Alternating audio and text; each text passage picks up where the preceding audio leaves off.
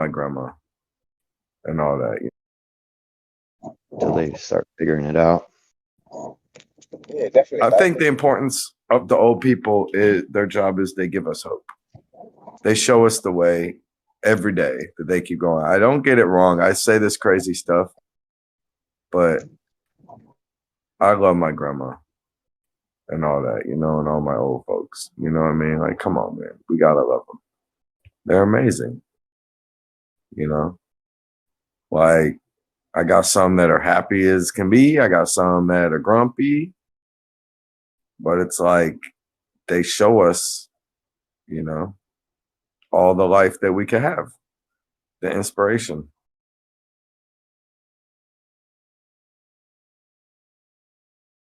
Back to chess. I think that chess is a perfect example of a lot of what we're dealing with, like you guys were just getting onto as far as the tactics of subterfuge are concerned. Where you're conspiring a whole time and leading your opponent to focus on something and then really having a devised plan to attack in another way completely than what it seems, which is what we're dealing with this argument, the flat versus globe argument a lot of times. People like Rumpus, they can't see the subterfuge. They can't even imagine that someone would be trying to say something for a certain reason beyond what they actually are claiming. Oh, absolutely. What do you feel about what are your areas of suspectness or skepticism? As far as the globe goes? As far as anything, man. Oh, anything. I'm very skeptical. I like chess. I like chess a lot. Actually, the person that taught me how to play, years after that, he couldn't beat me. He's so frustrated. He's like, "Oh, I can't beat you, fuck." He's the one that taught me how to play. So that was kind of a crowning moment.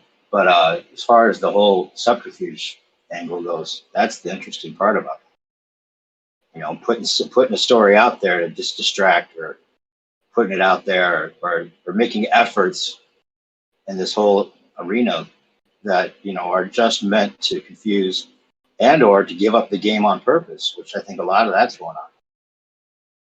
I don't think we're shown that wires on the ISS are a mistake. I think that's shown to us on purpose. But for what reason? Just to gaslight, right? Or is it to eventually lead towards some kind of self-destruction? I totally agree with you. It's hard to tell right now. It's like if Jeranism is so retarded, why did he get 1 billion views? When did he get 1 billion views? Oh my God, Crystal. Oh, so can you just still man the point? Like, that shit was pumped, bro. The algorithm.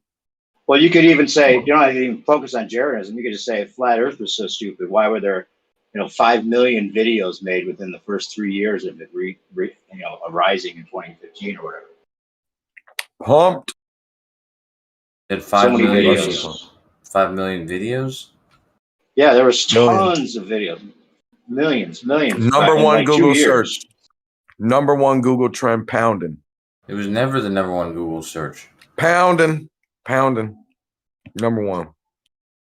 Even if it was number 3, doesn't matter. It was if it was so stupid, it never would have had any traction.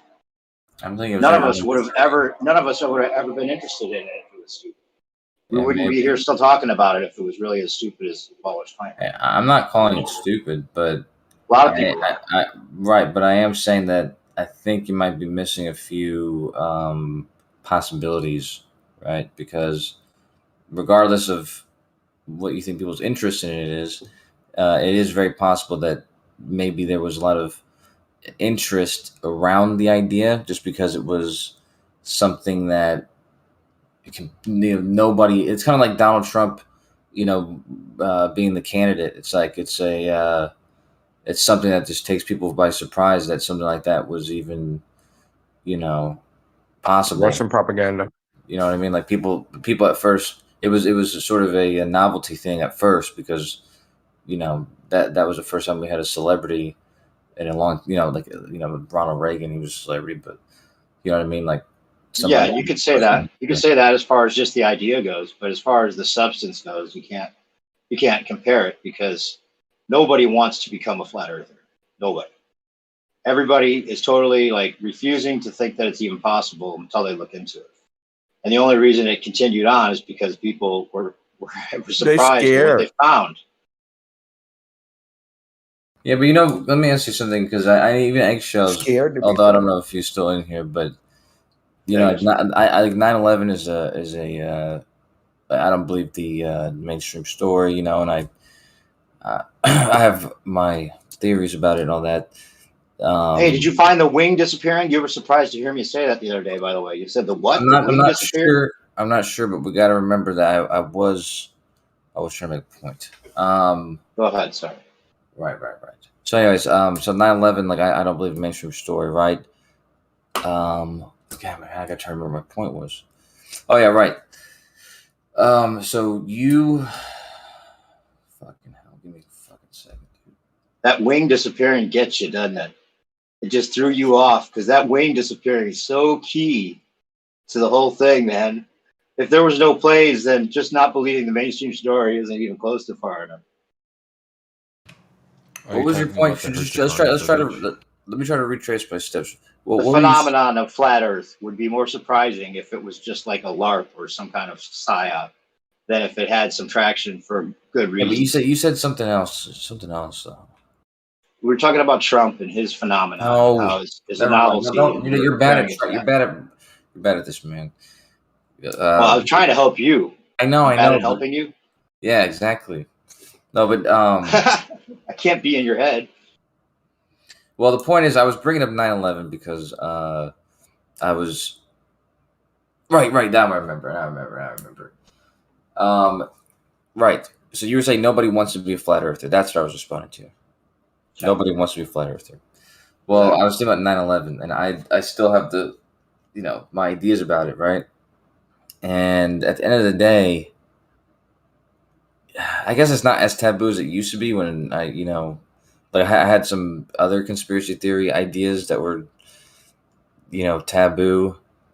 But at the same time, I can't remember it not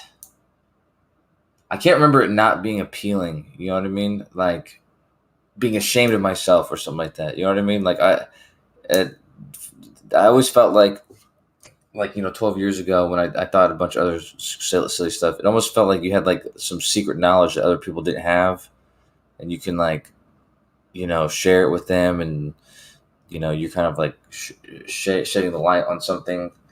So I can't really think about not wanting that or whatever. Are you trying to compare it? Are you trying to say that flat earthers are just like infatuated with the idea of knowing something rather than no, I was originally I was trying to think of, like I said, when I was comparing it to myself and thinking if I just can't remember I can't ever remember having that feeling of not wanting to be a conspiracy theorist or fill in the blank for whatever conspiracy theory here. So I'm wondering. Although it's totally different because we're kind of programmed since we're young to think that flat earthers are stupid. We're not programmed since we're young to think that government conspiracy in general is stupid. Yeah, but is there ever any honest feeling that you have, like when you're thinking about what you believe, that you honestly wish you didn't believe it? Does that make any sense? Well, yeah, and that's not to touch on that too much, but yeah, the belief part of it is the problem I have. Trying to be when flat earthers are labeled believers, and that's not just like done away with by now, because it's not really like that. Our base axiom is a stationary Earth. Everyone has that base axiom. It's not a belief. We start there. You know what? It kind of goes along with what I was getting at, though, was just like what you said. Like, it's not a belief. It's definitely not a belief. It's it's definitely kind of base axiom. But I think if you would think of it as a belief, I think at that point it might start to seem a little, silly or something, right? Yeah, it would. That's why I take offense to anyone calling it a belief, because it's not And it's a misnomer anyway, because it's not even about flat. It's not even about defining the whole thing, even though that's what the conversation is made into. But no one can see the whole thing or define the whole thing, right? They could claim to. You know, it's funny. It kind of goes in line with what I was just saying about 9/11. I didn't say like I thought it was an inside job or I thought it was the Mossad or anything like that. I said that it wasn't what they told us. That's how. Right. Yeah, there's a good parallel. Kind of, that is a good parallel. yeah, It is. It's like you don't believe what they're saying I'm about just it. realizing this in real time. So I mean, that really is Yeah. really kind of the same kind of thing. Then yeah. Right. You're a mainstream narrative denier more so than you know exactly what happened that day. And that's the other thing that gets this argument gets pigeonholed in that same exact way. If you bring up 9/11, somebody says, well, then you tell me exactly how it was done and by who and for what reason. Otherwise, I'm believing the mainstream. Unless you have all the answers that I'm looking for, then the mainstream must be right, which is ridiculous thinking. But that's what ballers do a lot of times. You have to tell us the whole model and how everything works. Otherwise, that's what we're going with, just the story they're giving us, because that's as good as we get. Yeah. Well, Now maybe you'll see the ridiculousness in just hanging on to the narrative of the ball, even if the flat earthers don't have a complete model and all the answers. I don't argue when it comes to 9/11. I don't argue, no planes or there's a lot of things about it that I don't argue. Well, would you want to know if there's no planes? Well, no, maybe I don't know, but my point is the reason I don't argue that is because I have evidence that is actually strong evidence, and I'd rather just present that and talk about that than these things that are sort of they can go. There's no way either way that you're going to convince one side or the other that planes can't possibly crash into buildings when it definitely is a possibility. So no, I'm talking about like, would you want to know if the evidence that if you take all the evidence in and you were totally objective about it and you saw that there was no planes, then if the wing disappears, and that's the real-time footage we were shown, not just some edited version, then you would say, well, how could the wing disappear? And then that would contradict your evidence that you think planes went into the building. And by the way, what about the Coriolis effect? How did they drift with the Coriolis effect when they were aiming from those buildings without air traffic control or any guidance or anything? They were able to very easy dead center hit that thing at whatever altitude they were at. That all is questionable to begin with. But then you see the graphic image doesn't even line up, and that that wing disappears, and the whole plane just melts into the building and disappears without anything falling off the outside. That defies all physics. Yeah, I wasn't trying to jump into that whole thing about. That's not why I'm saying. That's not why I argued. What's your strong evidence there were planes? The reason why I brought up that I don't argue planes, other than the fact that this is obviously showing you why, because it just becomes an endless argument that neither of us can substantiate. The reason I don't argue the reason I don't argue that is because I have stronger evidence, and my point of bringing that up was in the case of the flat Earth, for example. If we were going to go with that analogy, where just like I say, it's not what they told us. You guys are basically saying, oh well, the Earth is not what they told us, but you kind of have to focus on that evidence then, and then provide an actual falsification of it, right? Right. Yeah, like a wing disappearing. Like if the I'm graphic talking image about for the globe Earth falsification. Yeah, like a long distance observation or whatever, right?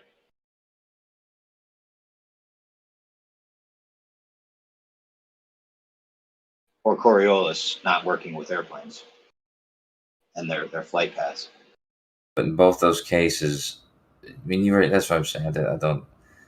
It's almost redundant to say this, but both those cases, Coriolis is not going to make it impossible, or not going to make it difficult for a plane to hit the World Trade Center, is one, and two. No, I'm talking about Coriolis in general, like with all flight paths, they'd be completely different if we were on a ball. No, he wouldn't. Yeah, they would, because Planes. they'd have to actually be pushed east or west to match the tangential speed as it goes over from north to south, and it doesn't match its original conserved speed. So the east and Yeah, west it winds wouldn't would be the match them path, but perfectly. they have micro corrections and they'll admit to them, bro. Well, they Yeah, don't but have the to. They micro, don't, they don't have to admit to but them. a jet that has 40,000 pounds of thrust resistance and all the capabilities to fly in a straight line can do that and show that there's a spinning Earth below it. But it can't, because according to you guys, the Coriolis winds or imaginary winds, illusionary winds, whatever you want to call them, are pushing this badass jet into the illusion that there's no west to east movement of the Earth below it. There's no That's it. That's winds. ridiculous. There's no Okay, then Coriolis. what is it that makes the plane unable to see a west to east rotation It's not. It's not as about. it goes It's north to not about south, an east to west rotation. Okay, it's about west to a east? no, but it's not about a west to east. Let's imagine you're a plane that's about to land, and you're landing. Okay, Mhm. the Coriolis, the amount of the Coriolis correction that you're talking about that you're expected to find is going to be due to the difference in rotational rate of where you are in the air right before you land and the rotational rate of where you are when you land. And the difference in those Mhm. rotation speeds are going to be something far less than, I don't know, a couple of feet a second or something like that. How would you know that? Because I've calculated it before. Well, I'm talking about if a plane starts at the North Pole where there's zero conserved momentum, Yeah, but that's not a and it good. flies into different latitudes where it has to eventually speed up sideways to 1,000 miles per hour and land on a north to south runway, the difference in the plane's trajectory with its original conserved speed not matching any of those tangential speeds, and it's pushed sideways somehow to match the tangential speed. So it gets the illusion, so it keeps the illusion no matter what, that below it, there's no rotation of Earth below it. And you Right. have to say that, yeah, it doesn't match perfectly, but it still can't see any rotation, which is Right. a If it's contradiction you can't get away from. yeah, if it's traveling from the North Pole to the equator quickly, just 6,000 miles, and it's going, let's say, a tenth of that miles per hour. It's going to take 10 hours to make this trip. That means in 10 hours, it has to, you know, it's gradually increase its east to west velocity, its sideways velocity, 1,000 miles per hour, right? So that's 100 miles per hour, right? So that's what is that? But you're assuming that A the mile, plane is a trying mile to a minute. correct. I mean, But less than. you're assuming that the plane is trying to correct. No, no, I'm it's not. It's talking not. about a It's plane not. It's that not. is But it's not that intentionally it's. not correcting. It's That's not that flying it's a trying to perfectly straight correct. line.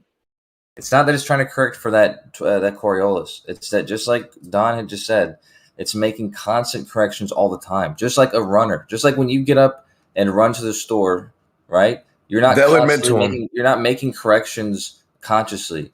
You're naturally making corrections for anything that happens. Every step that you're taking. Right. So I'm saying if he makes conscious corrections to not follow the path of the Earth turn, then he would fly in a straight line, just like I just put the gifts again in the live stream. This jet that has 40,000 pounds of thrust resistance can hover in midair and go 1,200 miles per hour. This jet can go in a straight line across the tangential speeds, and the Earth would be spinning below it. You can't say that it would never be able to see the Earth spinning if it had a camera underneath. If you're thinking that this jet is unable to fly in a straight line long enough over different tangential speeds to never get any kind of Earth rotation west to east underneath it sideways, then that's a miraculous claim that I would find impossible to believe. But that's what I'm saying to you is that uh, sideways velocity over the 10 hours, whatever the number was, this increase that it has to do, what did I say? So it's like 1 point, I don't know, let's call it fucking 1.16 miles per minute or something like that. Okay. Traveling sideways.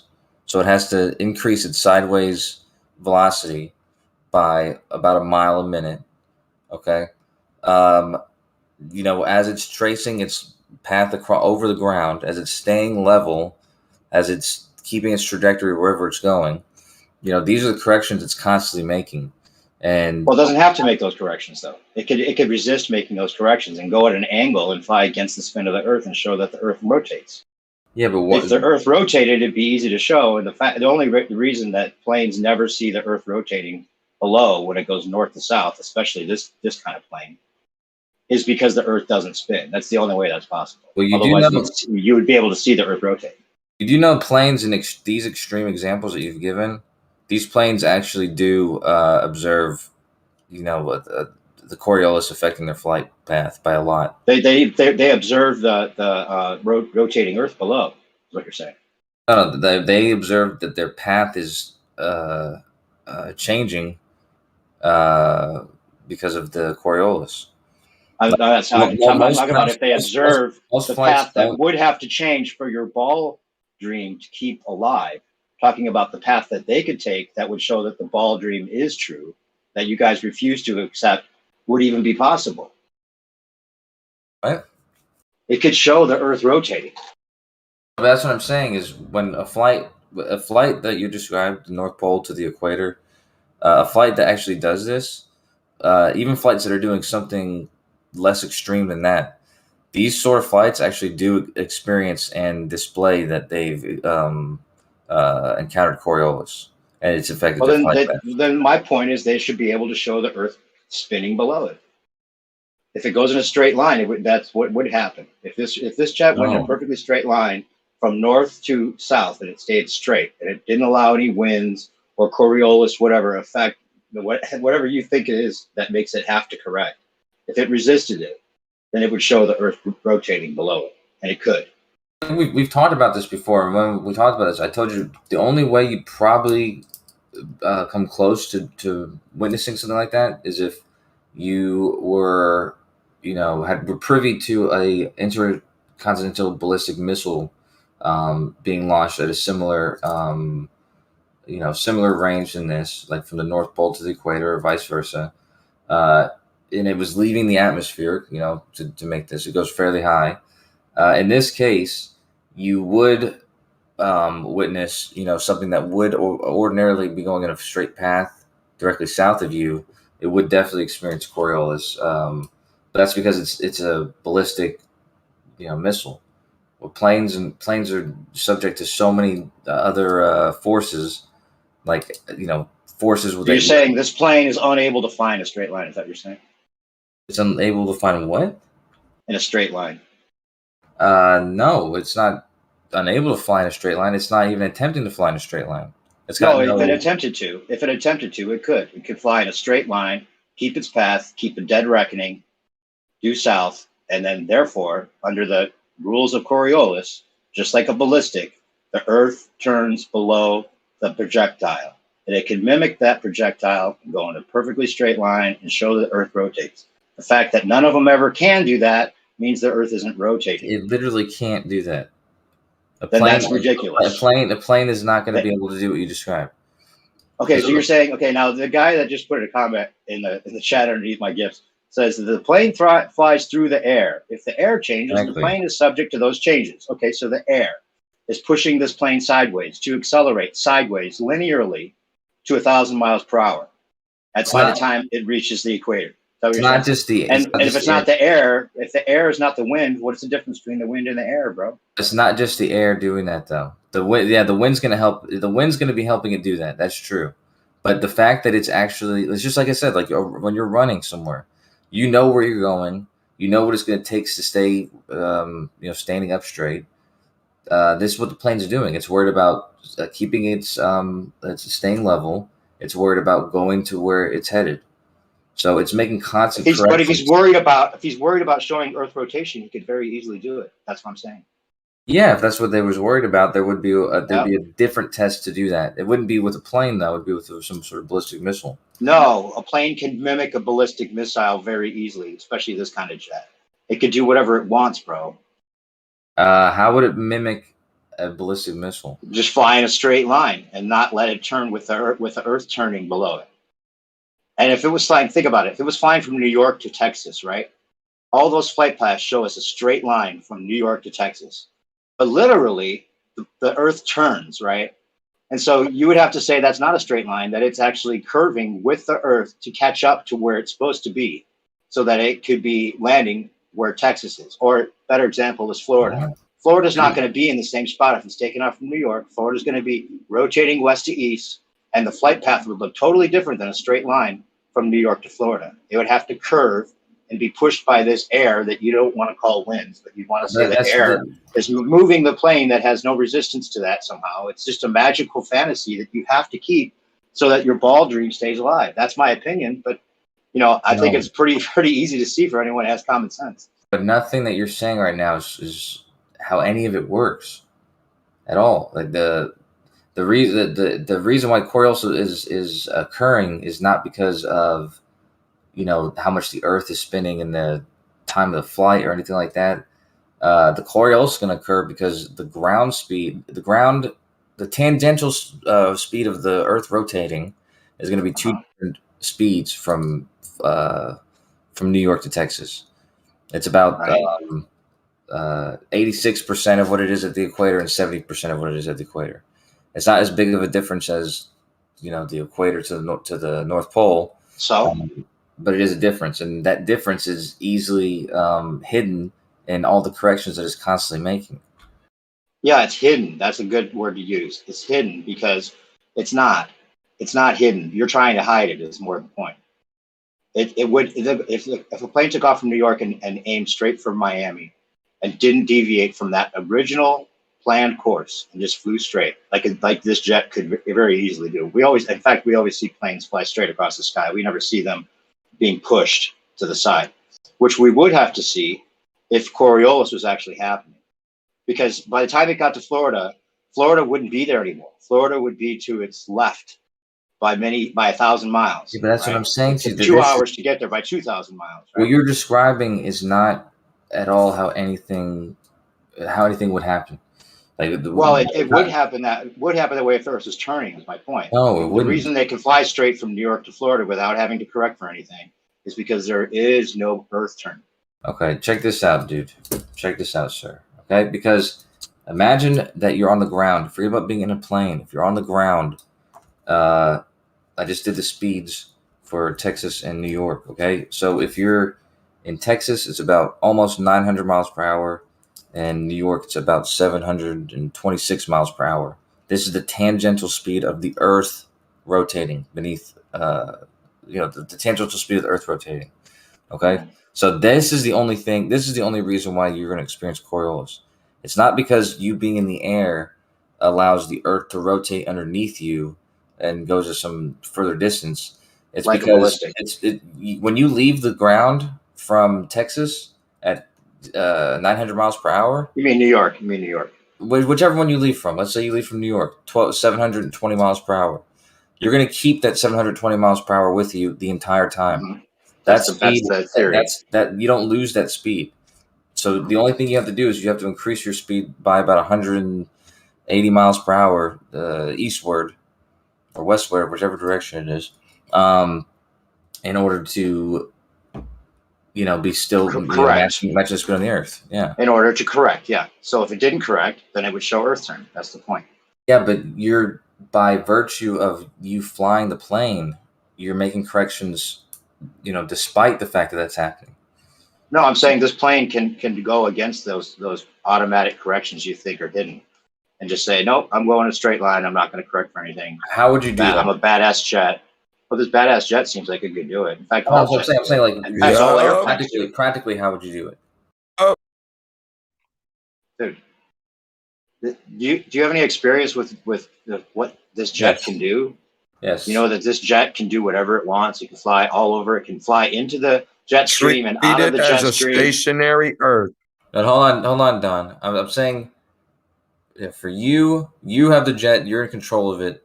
It doesn't have its own brain, so you still have to control. You still have to tell it what to do somewhat, so that it's going to be able to do the straight path. So what is it that you're going to tell it to do that's going to allow it to go in the straight path? I'm going to tell it to fly in a straight line. That's very capable for these. And its original conserved speed would be lost because if it's flying into a different tangential speed, it has a different original conserved speed, right? So you can't say that it's going to match up with the new tangential speed it's flying into so perfectly that it could never, with a camera underneath, record Earth rotation. You're saying that it always is forced to match this tangential speed, which you have to say, otherwise the Earth doesn't rotate. No, and I think it has to do that. I'm You're saying saying just, it does that no matter what. I'm saying just as you're a jogger and you're not noticing that the wind is moving you to one side, or you're not noticing that the ground is, you know, misshapen in one specific place, and if you were to actually follow what the wind's making you do and what the ground's doing, you'd probably end up somewhere else. You're noticing that the fucking path that you're going, you know where it is, you can see where it is, and you're making constant adjustments in your jog without, you know, subconsciously. Yeah, just like the jet would be able to do if it had a constant path and it felt winds and it had all this, whatever you're saying, that the air that's trying to make it follow this imaginary curve turning of the Earth, right? It would just resist all that and go on its path and fly straight to Florida from New York. And by the time it got there, Florida wouldn't be there anymore. But the advantage of that is that it had a camera underneath and it showed that the Earth rotated below it. The Earth was rotating, and that's why Florida's not there anymore. And where would Florida be? Florida would be to its left, a couple thousand miles. A couple thousand? Why would it be a couple thousand miles to its left? Well, if you do the math, I don't know exactly how much. It doesn't matter. I'm saying if the Florida was not at the spot that it originally aimed for, that means the Earth rotated and Florida moved to the left somewhat. And it wouldn't be able to land if it even got there anyway, because it would have to time the runway that's coming to its right and time it to land on the runway with Dyson ball wheels and try to make a safe landing. I mean, none of it works out. This kills your argument. If you shot a ballistic from New York to Florida, and this ballistic was completely outside the atmosphere, such that the atmosphere didn't even affect it whatsoever, and you shot it directly south from where you were in New York and whatever part of Florida is directly south of that, so there's a directly southern path. If you did this, the difference in the rotation rate of the Earth is, like I told you, about 180 miles per hour. So depending on how long it took that missile to get there, for instance, if it got there in 1 minute, then let's say it got there in 1 minute somehow, then the deviation from where you shot it and where it actually landed would be about 3 miles off. It wouldn't be a couple thousand miles or anything like that. The only reason why there's a difference is because the rotation rate of the surface is different at those two locations. It's not that big of a difference. Well, even if it was 3 miles, regardless of how much difference, even if it was just like an inch or 2 inches, I don't care. I'm saying that we're trying to record Earth rotation, right? And a jet that has these capabilities could fly in a straight line long enough, because it could go from North Pole to the South Pole in one straight line. And that means that the eastward or westward air / winds, whatever you guys want to call it, are going to have to push it sideways and accelerate this jet that can resist all of those air movements and all the wind and everything, and just fly in a straight path. And it would have to be accelerating and then decelerating as it got to the South Pole, so much so that it could never see anything but a stationary Earth below it. That's your claim. So that's not my claim whatsoever. Well, that's what would have to happen. That bizarre story you just told was of your manufacturing. I am not saying anything like that. Okay. But Instead, so it would be able to see Earth rotation then. Instead, what I would suggest to you, just like we were telling Jen earlier, is when we were asking to come up with a test, if you wanted to actually come up with a test to observe this, you probably wouldn't want to use something that is literally like I've been describing, the Coriolis, adjustments would be hidden in the adjustments it's normally making. So why don't you just look for something else that doesn't make these sort of corrections, like a powered craft, like a ballistic trajectory. Why don't you just look for some sort of ballistic trajectory and see if you can't find this Coriolis effect? Because see, that's my point. My point is this jet is the fact that you can control it means that you have more control over it making a straight line and recording this path that it's gone straight and knowing exactly how straight you were and all those mechanics that this jet would allow you to do. because it's man powered or man controlled by man and has the thrust and all those capabilities, it could just fly in a straight line and show this Earth rotation if it's actually happening. And you guys always want to bring it back to ballistics as if this can't mimic a ballistic. That's ridiculous. I've asked you how you would do that, and you haven't answered. And I just said fly in a straight line. That's and I know. That's what I'm asking you how you would do. And the reason you can't answer it is because it's not an answerable Are you saying it's impossible for a jet like this to just fly in a straight line? That seems ridiculous. I'm saying it's impossible to subtract not only the powered flight of the craft, even if it was a glider, it's gliding through the air, right? Like it has to use the airs to have lift, to be not on the ground.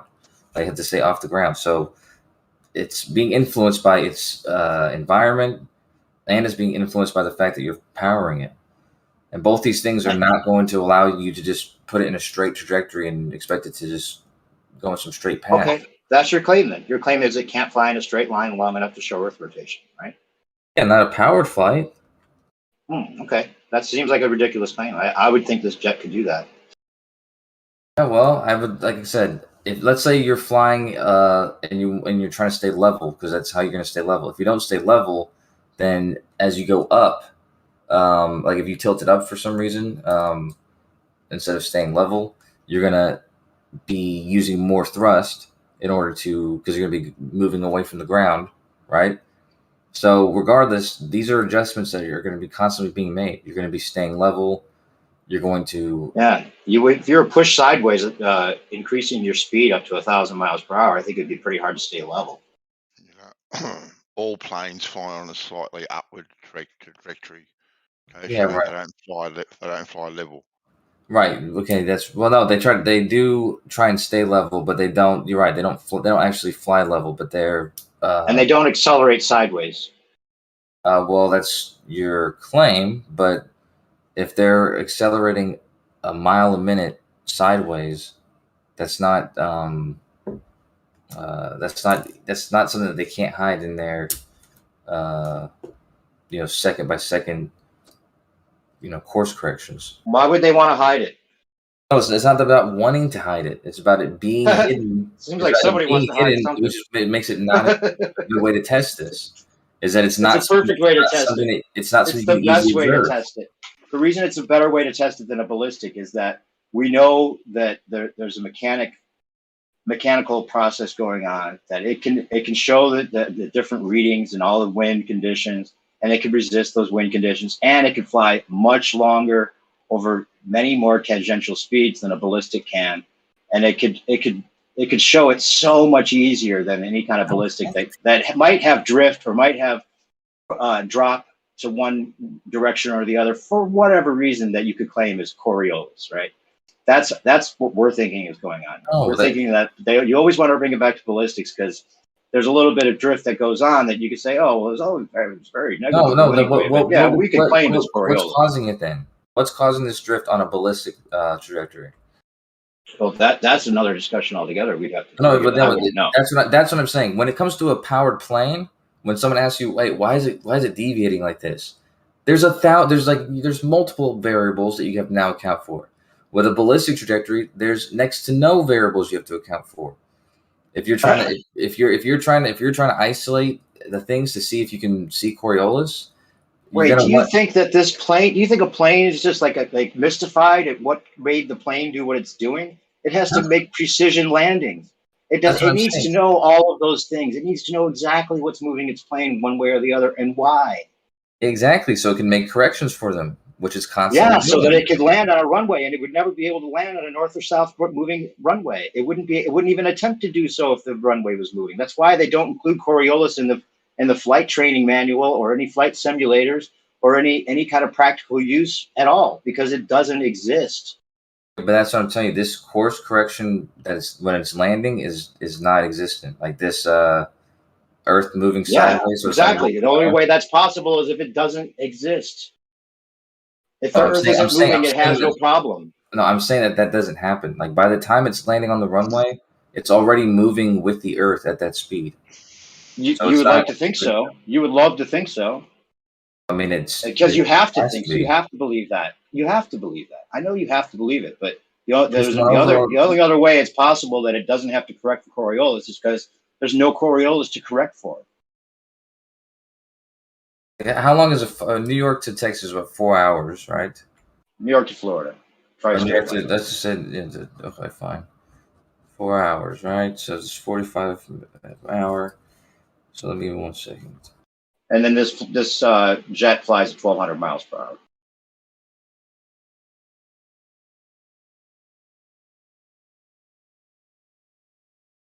So and my point is that all these paths that we see for flight routes would be using Coriolis to their advantage if that was the case. And they would just deviate left. If they knew Florida was going to be to the left of them by the time they got there, they would just deviate left, and we would see that those and you're saying it deviates left automatically and makes it seem like a straight line, even though it's not a straight line. That's what you have to say and believe to have your spinning ball. So we would see a curved path to all these flight paths because the Florida's not going to be there by the time it gets to Florida any longer. So no matter how much you calculate that Florida's going to move, you would then see the flight path go in a totally different angle.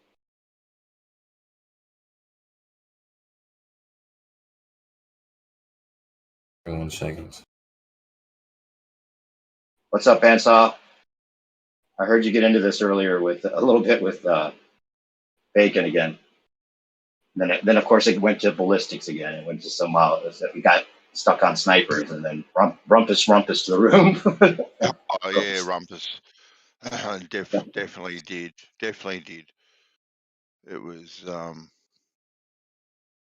It was crazy, really. Yeah, I heard. They brought in snipers and the longest ever recorded shot, which isn't actually by a sniper. It's actually by a sporting shooter of 4.8 kilometers, I think it is. So the whole sniper thing, longest shot, is completely rubbish, which I debunked in about 2 seconds. But funnily enough, in the article that I did read, Dave, unfortunately, the thing that it didn't mention anything about Coriolis for the longest shot. I didn't mention anything about Coriolis.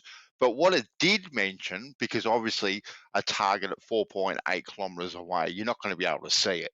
So it took him, I think, 13 shots to hit the target, and he had 2 spotters, right, to tell him which way to go, right? And so what it did say in the article, they had to take into consideration the Earth's shape, so they had to aim higher to get over the curve to hit the target. They didn't allow for Coriolis, which you and I know that you don't shoot a rifle horizontally anyway. You shoot it slightly up because it's always dropping. Right? Natural logic dictates that. But the way they actually did mention the Earth's shape in the article, but they forgot to mention the Coriolis, which actually this shot, which was done by a sporting shooter, he was actually an ex-sniper that should have had the book next to him so he could calculate the Coriolis, which wasn't mentioned in the article. I found that all a little bit amusing. You say he had 13 shots? It took him 13 shots to hit the target, yes. And he had 2 spotters, and the spotters would tell him, oh, yeah, a little bit up, a little bit to the left, a little bit to the right, which is basically how long-distance shots are performed anyway. Pretty much. And he missed 12 times, you said? 12 times he missed, but then he didn't account for Coriolis? Mm-hmm. And this is somehow you guys are cheering about this for some reason? Doesn't say anything about the Coriolis. No. They were talking about sports shooters compared to snipers, and then the argument got to be like who was more accurate. And Bandsaw made a good point that a sports shooter is trying to hit the eyeball of the person. The sniper is just trying to kill somebody, wherever it hits, right? But that's not even the argument. The argument is that the Coriolis is claimed to be used, yet really not being used by any sports shooter or any manual that goes along with anything Bansaw's had experience with. And why wouldn't that be the case? Even over a mile, there would be a difference that you'd have to calculate. Yeah, and I popped in very kind of briefly, and all I heard, his best argument was, well, if Coriolis wasn't there, why is it in the manual? That was literally his argument. Yes, exactly. Exactly right. Oh, then you'd have to believe that 40% of everybody's lying to them. Yeah. That's just ridiculous. Which of course is ridiculous. But it's not what anyone actually believes. Right. And then he was razzing me up because I didn't know the formula for force. Yeah, he was saying to me, yeah, did you hear one thing he said? He goes, oh, well, geography teachers will all have to be lying because they all use sextants. I was like, I don't know any geography teachers that have ever used a sextant. No, exactly. Right. Yeah, it's a beautiful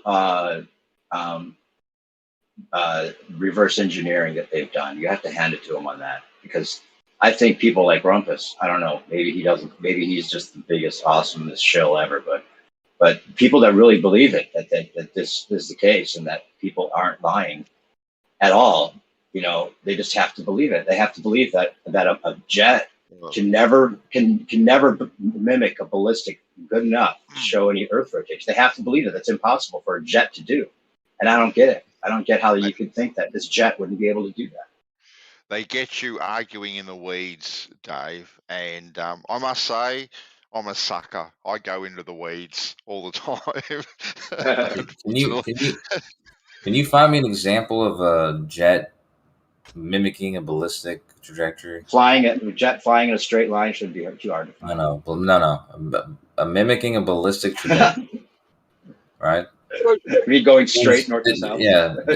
So for a jet to do this, like the flight, it would not have to use its powered flight. It would have to shoot off and then turn off the engine, and then just soar through the air. Right. This would be a ballistic trajectory, and the fact that it has the funny part about it. Say what? It's like you'd have to just give yourself up to the elements to be able to show that the Earth moves. Yeah, that's what a ballistic. I know, but that's the funny, weird part about this whole argument is that once you give yourself up to the elements, you'd think, well, then okay, I could believe that if there's Coriolis winds or whatever, the air is moving along and it doesn't have any power to resist that, then I could expect that maybe it would follow some kind of like atmosphere pushing it to the left or right. And that might be more believable if it was just giving itself up to that and turning off its engines. But with the engines, it could resist all that and go in a straight line. I keep explaining this to you, and you keep on explaining it in the wrong way for some reason. The atmosphere pushing it is not giving it some Coriolis effect. What's pushing it then? There's nothing pushing it. Oh, then it goes in a straight line and shows the Earth. That's why I told you a ballistic, an ICBM that's left the atmosphere, that has no, it's not being influenced by the atmosphere. This would be the best way to make an observation on it, or something that was going through something that had no atmosphere, because it's the fact that it's going it's keeping its east to west momentum at, let's say 720 miles per hour, like we were saying, like in New York. It's going south at whatever speed it's going south, but it's going at that westward direction at what was it say, 720 miles per hour, and it's going to keep that speed. There's no reason for it to lose that speed.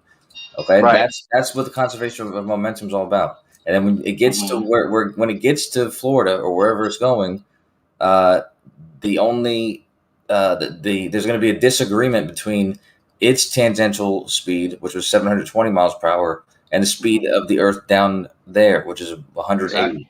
So if it doesn't, in the course of that path, if it doesn't make corrections that are adjusted for its path and all this other stuff, then you're going to witness this, which is why a ballistic is the best way to try and observe something like that. But you're missing my point. My point is that you can have powered flight, bro. Yeah, the jet is going to make sure it doesn't make those corrections. That's the point. What do you talk? Why would the jet be needed to not make corrections? Because it's trying to show Earth rotation. That's the reason. I know, but why would you need a jet to not make corrections? Why would you not just use Because something, it can go much further. something that can't possibly make corrections, like a Well, balloon? so stop misleading this guy. That's a crazy It's claim. not That's a because crazy of that. claim to say that this jet couldn't fly in a straight enough line to not Dude, correct it's all these only when Coriolis. he knows. Koso knows it can. He knows he's slightly Going off mistaken by the talking about the rails with power a play. crazy claim. The So, Koso's let me ask you crazy. a question, Don. Okay, if you have, if you're trying to take some object, you have a bullet. Okay, you have a bullet, and you're trying to get the bullet to the other side of the fucking town or something like that. Okay, and you have another bullet that has a ability to actually control what the bullet's doing, right? Which bullet are you going to use to make sure that it gets over there without it being influenced by making corrections? Why would you send the one that you can control to make sure it's not correcting? That's the one. One that you can actually control. You know, when it comes down to it, it's going to be making micro corrections along the way. The jet is irrelevant if it was static. Ballistics not making any corrections. Ballistics don't make corrections. There's no. They say that they have it, and they don't. Wind will trump it. Hold on, that makes the globe unfalsifiable because you're saying that the globe is correcting for this jet, this bullet, or whatever. No, we don't even need to take any actions to see if the globe is the case or not because we're already baking that into our assumption. You're totally missing the whole point. That has nothing to do with the Earth making corrections for it. What we're describing is something that cannot possibly make corrections because it's a ballistic that has no control except for its initial, the initial thrust that it was given, or something like a plane that has the ability to make corrections. And what's being suggested is that the plane, which can make corrections, is going to be the better thing to use to make sure that you're not making any corrections. Exactly, because it can read those corrections that would have to be possible and resist. No, because it's at a larger scale, guy. Listen, that's what's more important. It's an exaggerated scale. Yeah, now the thing here is Kosho made a slight mistake acting like the jet. Now the thing though, Kosho, is we gotta always admit, the wind. It makes for a bad experimental setting, but possibly it still could be highlighted if there was some abundant data set. Constant, you know what I'm saying? And like my man is trying to say, what you're saying, Don. I have no idea what you're saying or why you're saying it, bro. If you had we're not really acting like this globe is even a thing. We're not correcting for it in the plane. We're not taking any appreciable action as if the globe is or any curvature is really a thing. So it appears to either be trivial and irrelevant or not exist based off of the actions that we're actually taking based off of whatever we're traveling. You guys are arguing three different things now. You know it ain't moving. Three of you are arguing three different things. It ain't moving and it ain't curving. That's we're not taking any action to show that it's the case at all. So how do we know that this is the case? No. Whatever. Hey, Kosho, my point about the way that the path flight would even be shown is you see what I'm saying? Like, so you're calculating that Florida is going to move when it takes off from New York and it goes to Florida. By the time it got to Florida wouldn't be there anymore, right? No, the entire Earth, in this model, the entire Earth is moving at the same rotational rate. The difference is the tangential speed, the speed that the ground is moving is different at these two places. Exactly. And this is why a ballistic is going to experience that disagreement. Okay? And you're saying this jet is unable to mimic a ballistic. It's going to have made corrections throughout this long distance. Why do you think this jet is unable to mimic the path of a ballistic? Why not just use a ballistic that has no ability? Because this jet could go over many more tangential speeds. A bullet can go that never happens. A bullet can go 500 miles an hour, Kosho. I think jets can go supersonic 700 plus miles an hour. Yeah, that's the problem. This one goes 1,200 miles per hour. Would be even faster than a bullet. So why wouldn't we yet again use similar conditions for the extremely fast bullet and the even faster jet, though? At that point, that doesn't make any sense. If you send an ICBM, which leaves the atmosphere, goes much higher than fucking anything. So it's 1,000 miles and 1,000 kilometers, however high it goes. Okay, and it's not being powered once once it makes its altitude or whatever. It can be powered, but you don't have to power it. You know, it can be powered to make adjustments because of Coriolis and things like that. Okay, but you don't have to power the ICBM. Okay, a plane though, going through the atmosphere, getting lift from the air, and all the other it doesn't even make sense to use a plane over an actual ballistic. If what Sure your it does, if your whole point, if your because a whole ballistic is something that we could just say, oh, it was Coriolis, that's why it drifted, and it's so hard to determine. I'm saying if we really wanted to it's prove not this, hard to just determine. mimic the ballistic's path. Just go a straight line, bro. It's And not besides, hard, what is it's it? not hard to If you're determine saying if it's you're using a it's not winds, what is it that's pushing the jet sideways to stay within the tangential speed that it enters into? What do you claim it is? It's you, the pilot himself. The winds could No, be I'm talking about assisting the it, but pilot is it's resisting not it. the winds that's What doing is it. it? It's the What is pilot it? What is himself. it then? Well, the pilot's saying he doesn't want to correct for it. He's No, he trying not doesn't to need, correct for dude. it. I don't know how many times I'm gonna say this. When you're running to the store, okay, it doesn't matter what the wind's doing. It doesn't matter what the shape of the ground's doing, okay, Well, it because does. those aren't going to You're dictate your resisting path. it. Those things don't dictate your path. You've already decided where you're going, and That's what I'm saying. and through You're virtue proving of my point you, for me then. through virtue of you running yourself and controlling your body, you're making constant subconscious corrections all the time. Right. Well, not even subconscious. That this pilot in this badass jet can make conscious corrections to not deviate and to try to show the Earth spinning if it really is spinning. And you're saying that'd be impossible for a pilot No, with I'm this not saying badass it'd be jet to ever impossible. fly in a path. I Well, know. it seems like it. No, I'm not saying it's impossible. I'm saying it's completely ridiculous what you're suggesting. That for some reason, I somebody in don't a think it sounds powered ridiculous. flight is going to use his ability to maneuver, to control his path, to purposely not control his path. Why not? No. Use a To ballistic path? purposely control his path. To purposely control his path, so it's not aligned, so it's out of sync with this Earth. That has to be completely On in purpose sync, and control. according to you guys. It's purposely controlling it to show the Earth spinning, which would be very easy to do. How is he going to do that? How is he going to do that? Fly in a straight line Money. against the spin? Yeah, but that's what I'm saying. With money, Coach O. That's what I'm telling to you. If the wind itself is pushing you without you, I've given this description before, like a jet ski. Oh, so it is the wind. If no, I'm giving you an example so that you can, because you're not have. It's really difficult getting this, so you guys understand. But a jet ski in the water, you can't understand the wind moving it. If there was no powered, if it wasn't being powered, it was just sitting in the lake. The wind could push it to the fucking east or the west.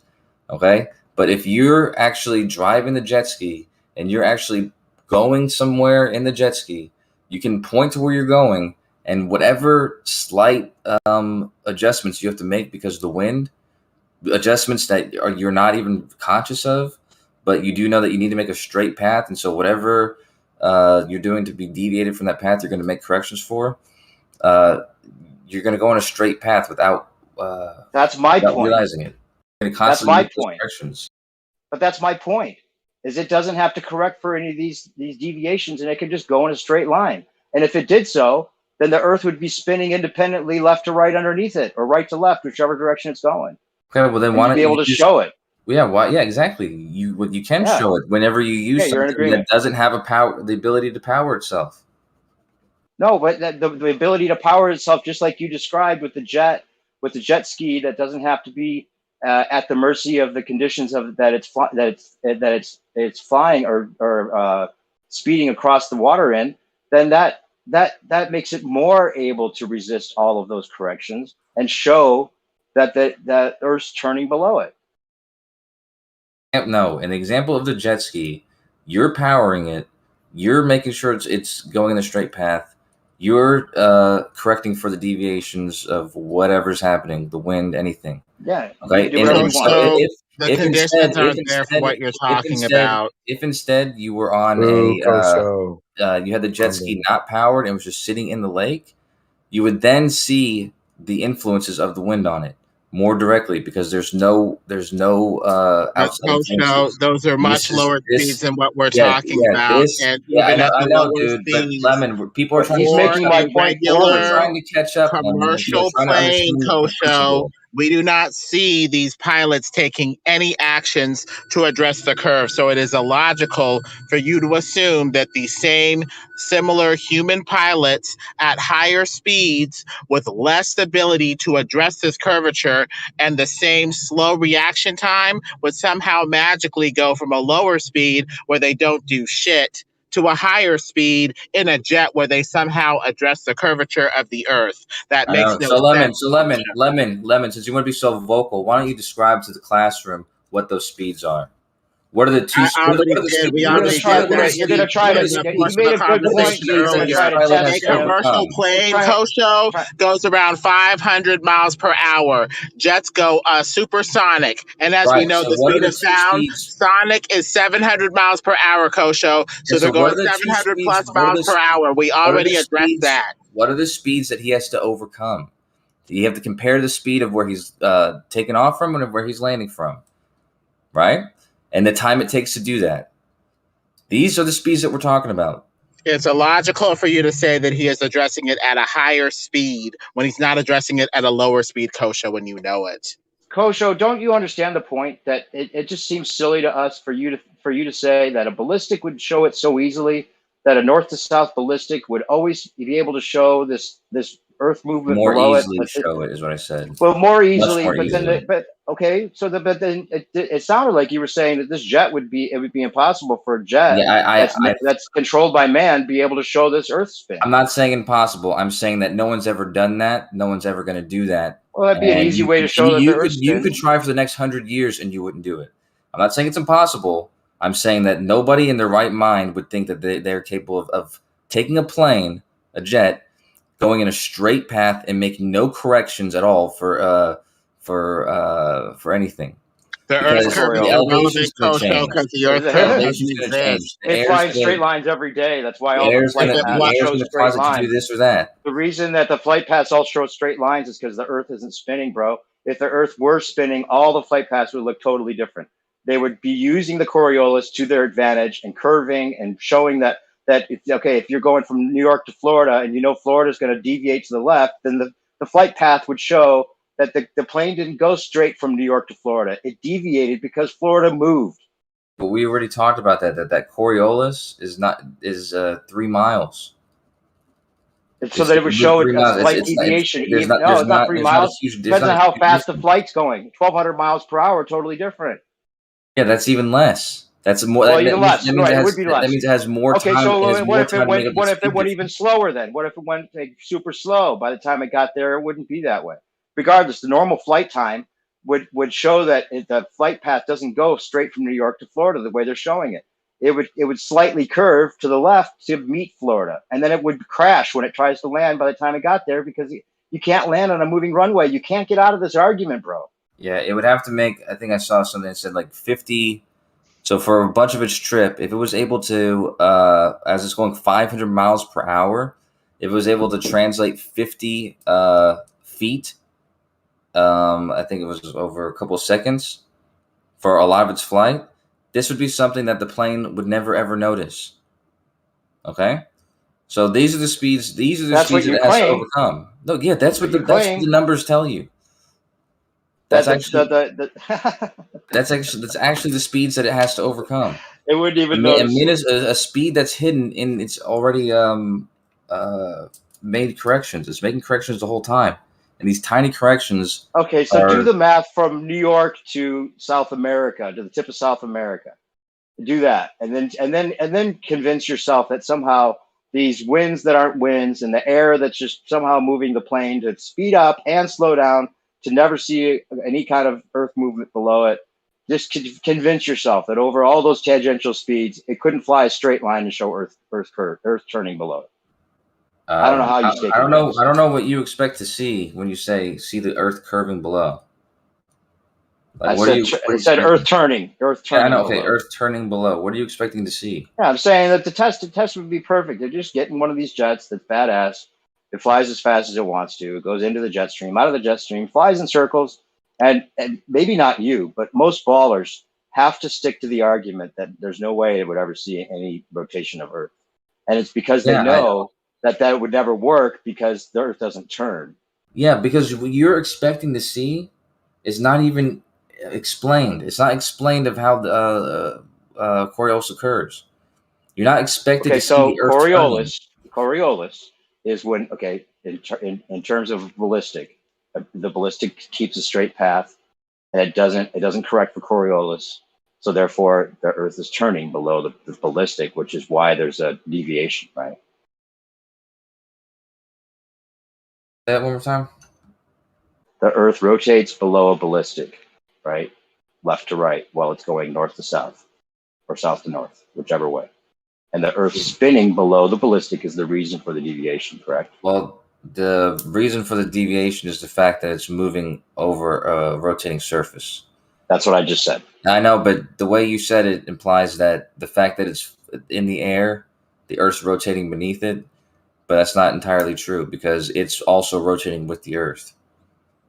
The reason why there's Coriolis is because the difference in tangential speeds from when it started to where it ends up at. Exactly. Right. So if a plane starts with a 0 tangential speed, then it would have to accelerate sideways to 1,000 miles per hour by the time it got to the equator, correct? That's right, yeah. If a bullet was shot from the North Pole to the equator and it stayed in a directly south trajectory the entire time and didn't deviate, yes, it would have to have gained that speed. Mm-hmm. Otherwise, same with a plane, right? That starts at 0 miles per hour and flies to the equator, then it would have to accelerate sideways. Yes, exactly. Yeah, a plane will have to increase its, and it would have to try to stay level. It would have to try to stay level the whole time, right? Yeah, but that's easy. Really? Yes, we did the math already for the North Pole to the equator. Even though its path would be deviated, it could make that flight in the 6 hours, changing by 1,000 miles per hour of over 10 hours. I mean, okay. So all I'm saying is that it just points in the opposite direction, or resists whatever it is you think is pushing it sideways and making it accelerate.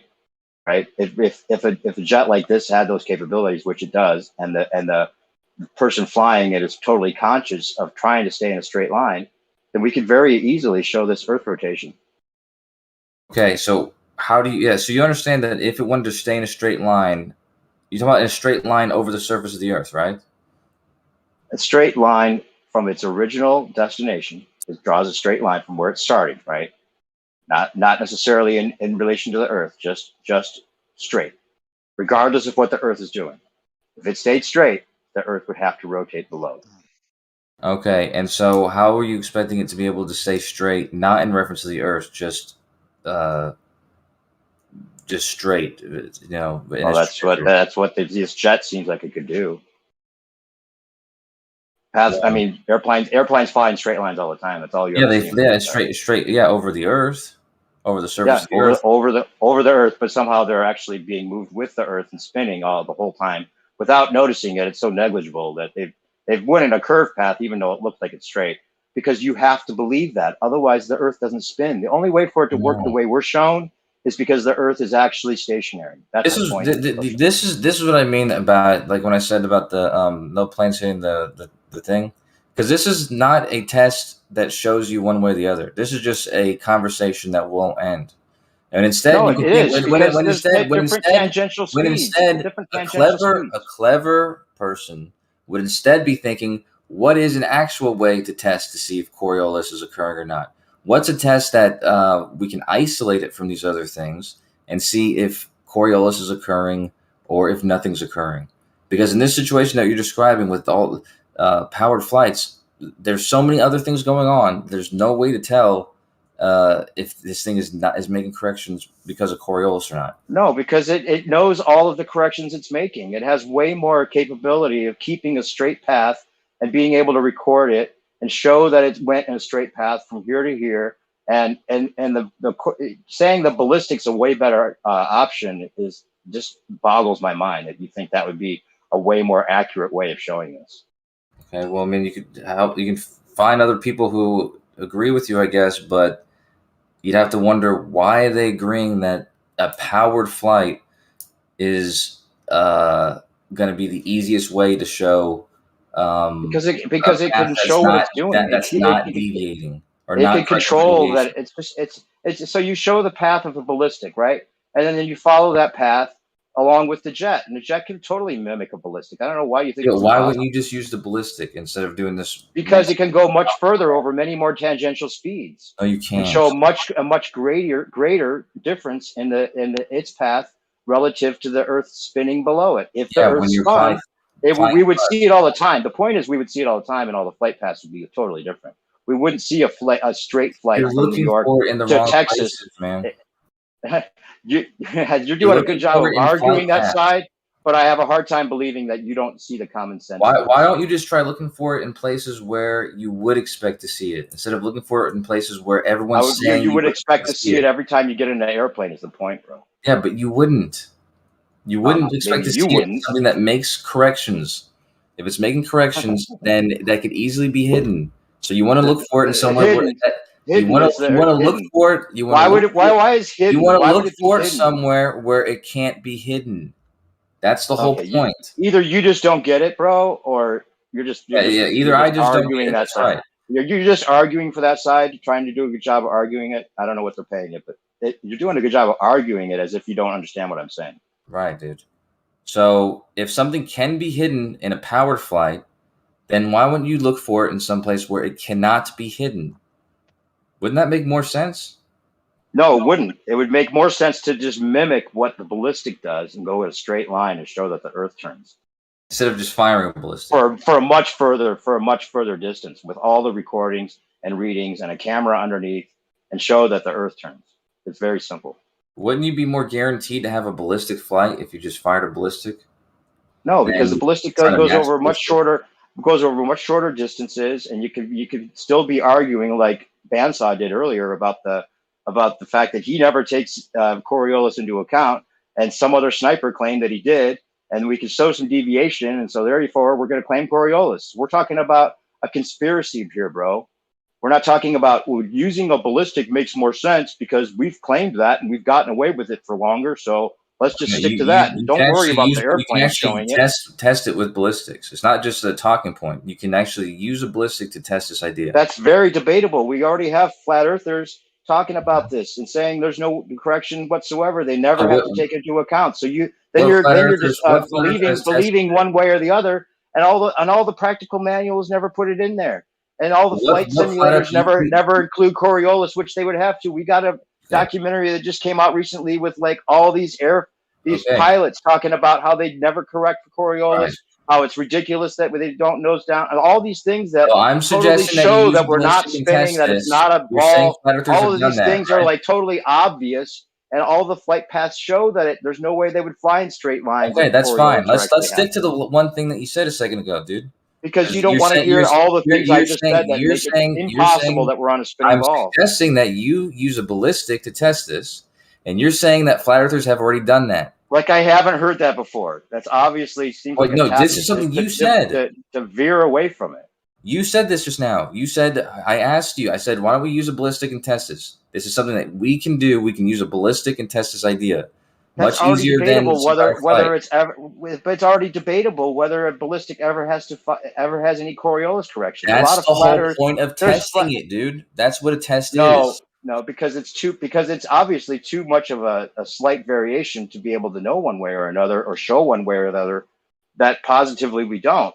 But there's lots of flat earther snipers out there saying, look, I would not be able to hit this target if Coriolis was happening. Then a ball earther can say, oh, well, you didn't do the right calculation, or, it's negligible, and all those things that just get argued about forever, keeping the whole argument about ballistics when an airplane would show the Coriolis very easily. Yeah, some flights do show that. The extreme north-south flights do show Coriolis. It would be able to show it by not correcting for it.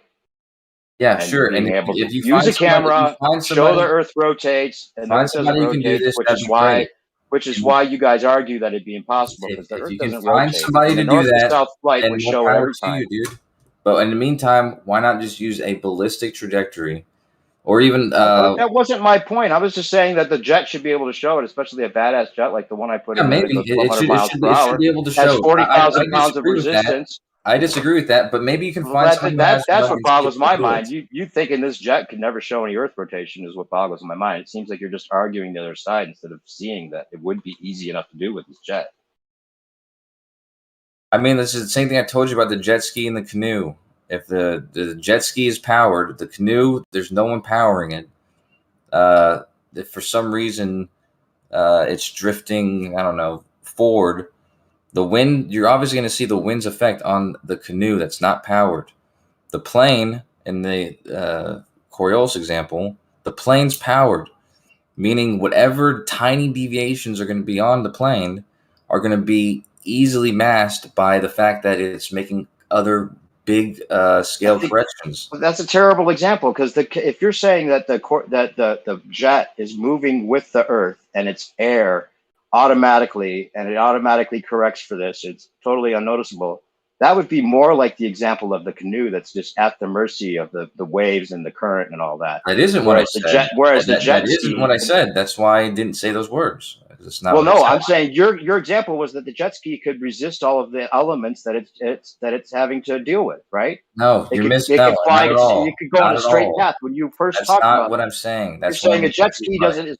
It's not at all. It could resist the winds and it No, could that's resist not the what I current and said. go wherever it I didn't wants. say the jet ski can resist it. What I said was, as you're driving the jet ski, as you're powering through it and thrusting the jet ski and steering the jet ski, you as the driver who's making these constant corrections, you can easily make these constant corrections, not realizing that a lot of those corrections are due to the fact that there's some easterly wind that ordinarily, if it were just sitting there in the water, you'd be able to see it drifting over time. But you don't see this because you're making bigger corrections, like the corrections that steer the jet ski, that power it forward, that do all these other number of things that are happening. Okay, so you're making my point for me. The jet ski can fly, can go wherever it wants, just like the jet, and it can fly in a straight line and show Coriolis if there was Coriolis to actually show, if there was Okay, Earth turn. So how would you? Let's say you're driving the jet ski and there's wind, some wind that is barely moving it whenever there's no one on it. You're driving the jet ski. How are you going to drive the jet ski in such a way that you don't make any sort of corrections other than to go in a straight path, other than the fact that there's wind blowing? Well, I'm saying that the point is the jet ski would be able to do that much easier than a canoe, because the canoe is much more at the mercy of all of those conditions. The canoe is only in that scenario. The canoe is only at the mercy of the wind. There's nobody steering. And the current. Yeah, assuming there's a current, but I wasn't assuming there was a current. I was just assuming there was a lake and it was just settled and. Okay, well, whatever. I'm saying that I don't get why you think that's a good example, because the canoe is not like it's a ballistic where it goes in a straight path and doesn't have to worry about the corrections. Yeah. Well, not it wouldn't be a ballistic because it'd be resting on the water. But if you had a Anyway, Kosho, I'm just saying that the jet with the capabilities of that F-35B that I put in there flies 1,200 miles per hour, goes wherever it wants, and it could very easily get out of sync with this turning Earth for long enough to show it that it moves, that the Earth moves. That was my only point. And at least you're not claiming that it'd be impossible, because it seems like what I find comical is that the ballers that come in and try to argue this, they have to say, and I don't know why. Well, I guess because they're afraid it's actually going to be tested.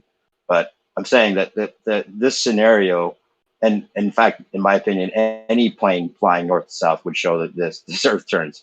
But especially with a jet like this, you'd be easily able to put a camera underneath and show there's west to east rotation underneath, because it can control its path and go in a very straight line without having to be correcting or accelerating in whatever direction. It could just aim at the spin. It can do whatever it wants.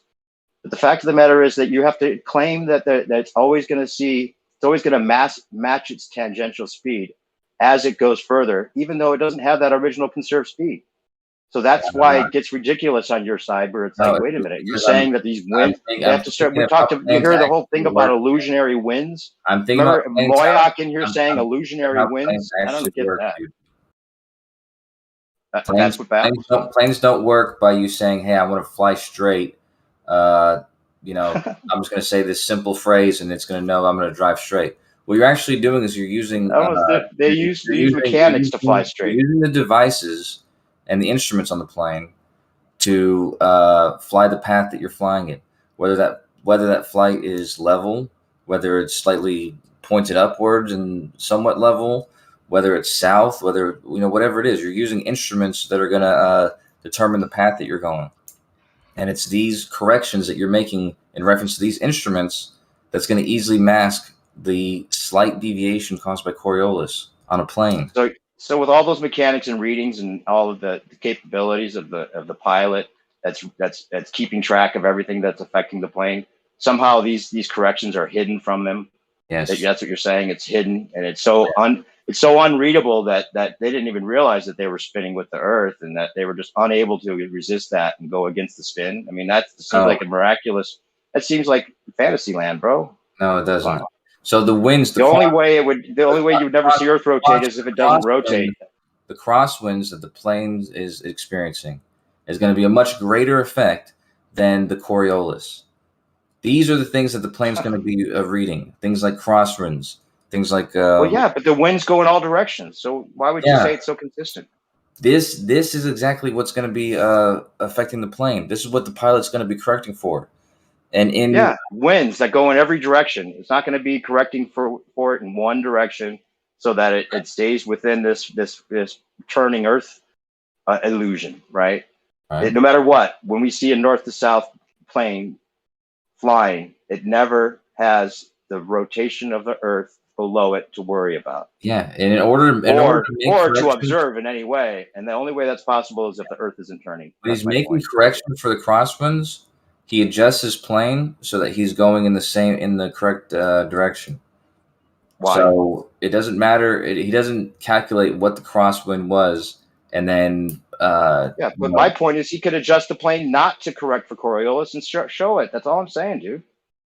And I'm very easily very easily aim. I mean, shit. If he's flying west, right, or northwest, right, then it would be showing.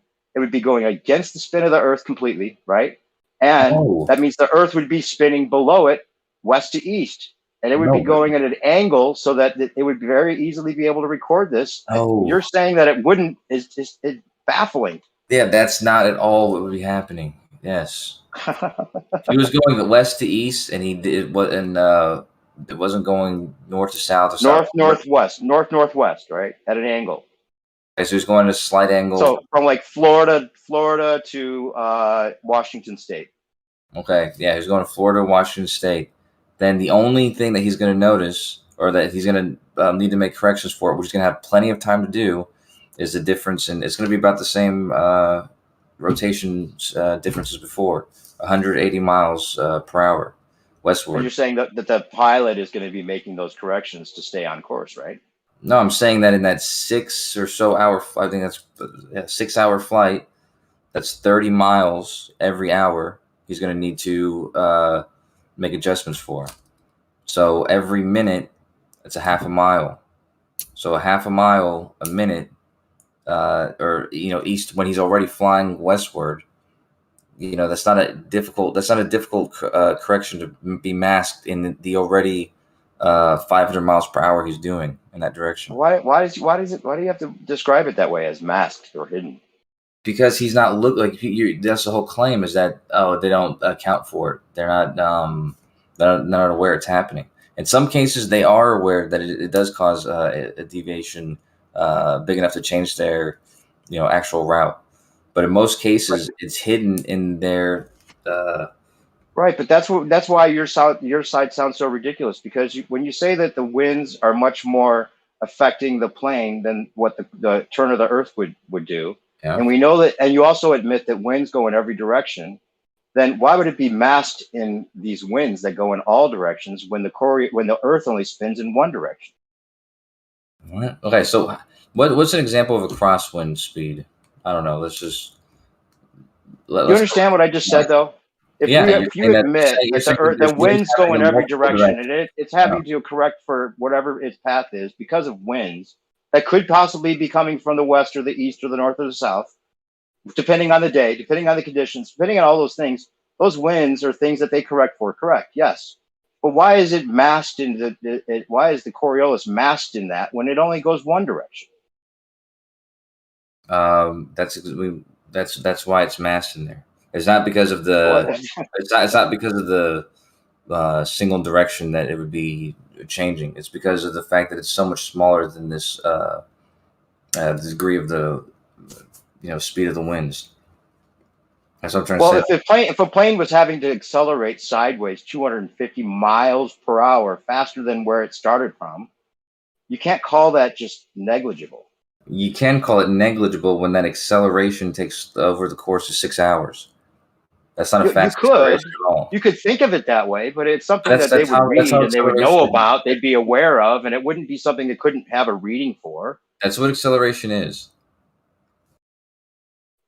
Regardless, man, if you're saying that if it goes from the north to the south, right, all the way from pole to pole, and it flies in a straight line, and it's sped up all the way to 1,000 miles per hour at the equator sideways, and then slowed down by the time it got to the north to be at zero tangential speed, where it started out at zero and it accelerated sideways and slowed down sideways just perfectly so that it could never see anything but a stationary Earth below. That seems insane to think would even be possible. And it seems like you just have to believe it because the Earth is rotating and that's part of the paradigm that you're in, or you're just avoiding it and you already know the Earth doesn't spin, and that's the only reason it never sees anything but a stationary Earth. Okay, so unlike you, okay, I've done tests for the Coriolis, okay, because I know that you need you don't need an airplane. That would be a ridiculous way to do it. And I don't even believe in the flat Earth. I believe in the globe Earth, and I still did a test to test Coriolis. And what I did was I observed it. Okay, if I didn't observe it, I might have questions. I might be thinking this or that or whatever. But what I suggest that you do is explain your test. I like to hear about your test. What was your test? What was the parameters that you set out? How did you find the Coriolis? Oh, the pendulum. Okay, so now we're talking pendulums again. No, that's a totally. See, the pendulum, they always try to make, and this seems like a tactic on your guys' part. Maybe you're not actually using it as a tactic, and this is why you actually think a pendulum or ballistic shows this much more than a plane could ever show. But it seems like a tactic because we can predict that that's where it's going to go. Because the pendulum somehow has this reading that you attribute to Earth rotation, which could be caused by something else. And that the ballistic has some kind of deviation, which also could be caused by something else. It makes it easy to use the claim of Coriolis. Whereas a plane that goes over many tangential speeds, that has all the readings and capability to resist any kind of movement, left or right, and read those movements, and not even be designed to accelerate sideways, that seems like a much more foolproof way of showing it. But then you guys always seem to use a tactic, and maybe it's not what you're using. You actually think those are good tests, but it seems like it always tries to, they always try to deviate the conversation to ballistics or pendulum, which makes me think they already know the Earth doesn't rotate and that this is too good a test. And that's why they have to veer the conversation back to pendulums. That's my reading, my honest reading about it. Maybe I'm just silly, but in my mind, when I'm doing an experiment, what's ideal, at least from my point of view, is to isolate any other influence so that when I get results, I don't have to look at those other influences as a possible reason why I got the results I got. So when I did the Foucault's pendulum and made sure that there was nothing that was affecting or influencing it the multiple times when I did it, or when using a ballistic, something that's not affected, that's not being, once it's shot or once it's fired or whatever, it's not being affected directly by anything. If there's wind or anything like that, you can calculate what that would cause or whatever the case may be. But there's not a confounding amount of other influences, to me that seems like a ideal way to do a test, which is why Foucault's pendulum is, in my opinion, a good way to observe Coriolis, by normal people like us, people who can't shoot ICBMs, which would be probably the best way to observe it. Okay, if you think so. I do think so. I don't necessarily believe in coincidences, but like I was saying earlier with the radius of the Earth, like finding the same radius with different methods, if you're using different methods that point to the same rotation rate of the Earth, then that kind of gives you reason to have confidence in, the idea that maybe there is a rotation of the Earth, because you're getting the same value each time from different latitudes and it's going in the right direction and all that kind of stuff. Hey man, what are you gonna do when your fiance tells you that she thinks the Earth is not rotating, and that's the only reason that it would seem like it's not rotating? That'd be what's up, dude. That'd be a proud moment. You'd be proud of her, even though you're arguing as if that would be ridiculous. Yeah. That's crazy. You'd be proud of your girlfriend that would realize the truth about the Earth not spinning. Not proud of her, but I'd be proud, yeah. And why? I don't know. That means that you think she'd be wrong, but you'd be proud of her for being wrong? She's wrong about a bunch of stuff. It wouldn't make it. But why would it make you proud that she's wrong? Because give us something to, I wouldn't try and change her mind about it, but I would give us something to talk about, and she could be she can come in this community. She was in 24/7 the other day. She believes something. Really? Was she really? Yeah, she was. She was in 24/7. Was she on ladies' night or something? No, not a ladies' night. But was she arguing for the ball or against the ball? She wasn't arguing at all. She was learning about flat Earth. She was talking about flat Earth. I think it's hilarious because these arguments can be just discussions, But when a woman decides that she's right and her man is not agreeing with her, she's not going to have that for very long, bro. She's not going to let you off as easy as we do. Luckily, she has a little bit more, how do you say, familiarity with me, that if I'm not going to sit here and argue with her about the flat Earth, but if I tell her that things are that things work a certain way, she's going to take my word for it, because she understands that I usually don't just say things just to make them up. I'm saying things because I have some, familiarity with it. Well, I got a girlfriend that was like the perfect girl in every single way. And one of the deal breakers in my mind was that she said if we ever had kids, they'd be so confused about Jesus. And, at the time I wasn't even I was kind of like a more anti-Bible, not that I'm pro-Bible now necessarily. It's just that I'd never even, I thought at the time it was more just a story or whatever, or, didn't even consider that was a possibility and all that. But that some of these basic kind of things, like I'd imagine that if I had a girlfriend that I wanted to marry now and she was a total glober and totally believed it would be hard. Honestly. What she mean by that though? I don't get it.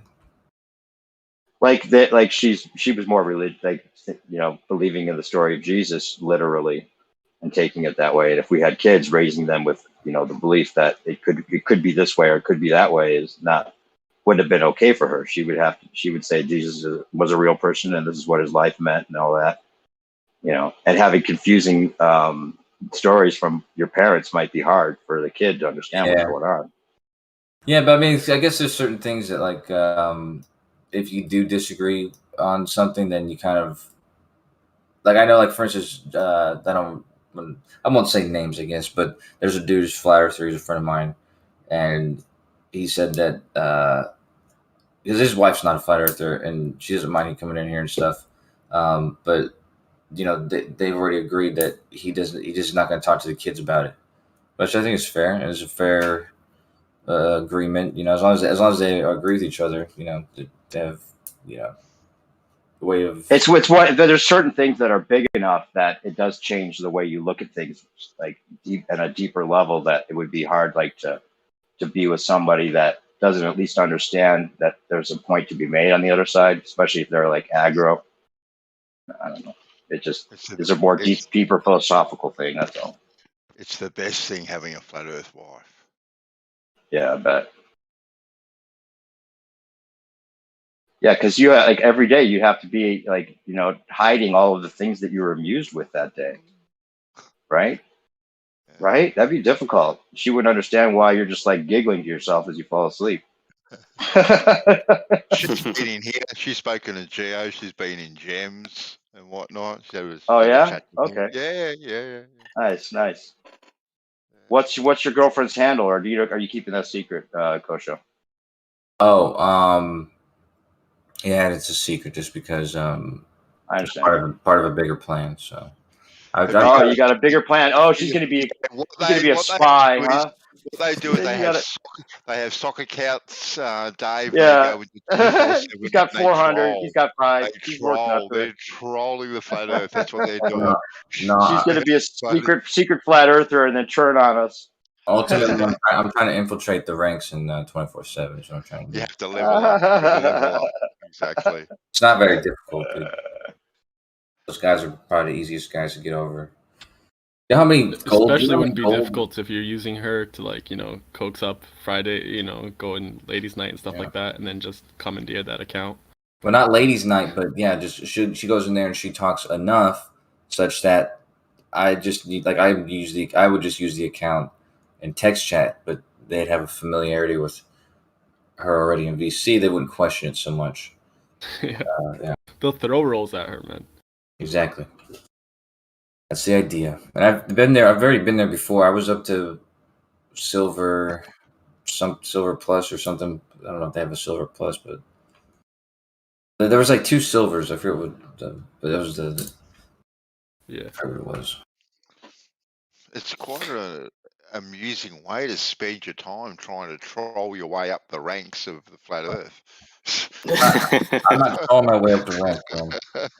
It's not for a troll. She was trolling a little bit, but she also she believes with some of the stuff she was saying. So, but and you encouraged her. Yeah, I was coaching her what to say. I told her she didn't listen when I said those. You just showed your hand right there. Because initially you were saying, what's his name? New Perspective asked, was she like arguing for the globe or for the flat Earth? You said no, she was just like listening and asking questions. But now you're saying she was trolling with some of the stuff she said. So she was trolling. I forgot what she said. She said something so fucking silly. But I think it's because they were saying silly shit, and she just thought she had to say something fucking. And I was like, looked at her. I was like, why the fuck did you let her know you're fucking trolling? And then I was silent for a second, and then one of the dudes agreed with her. I was like, what the fuck? Typical. Holy fucking hell, dude. Sorry. She said something about watching plants grow or something. I don't know what the fuck she said. Basically, she's a glober. No, she believed everything she was saying. She was saying silly shit but because. But you guys are engaged now, right? Did I hear that right?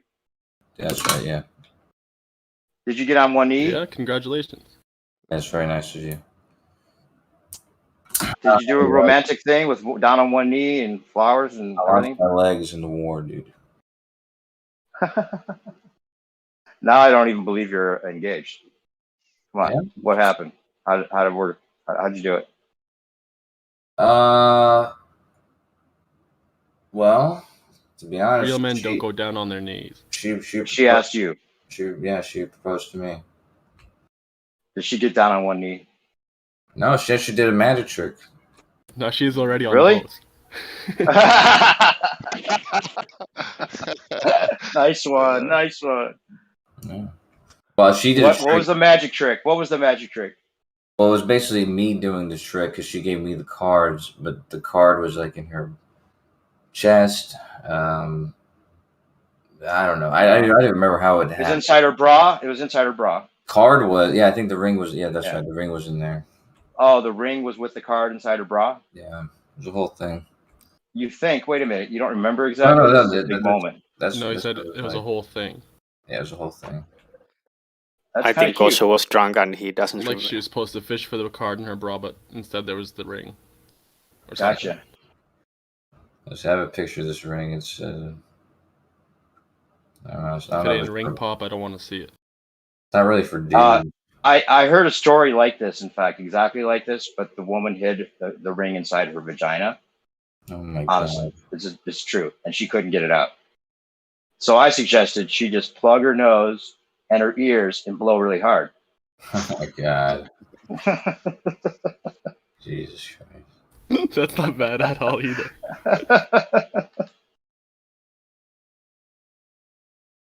Hey, Mr. Dave, right? Sorry, I got heated, man. No worries, bro. Usually, I'm not worried about other people being wrong.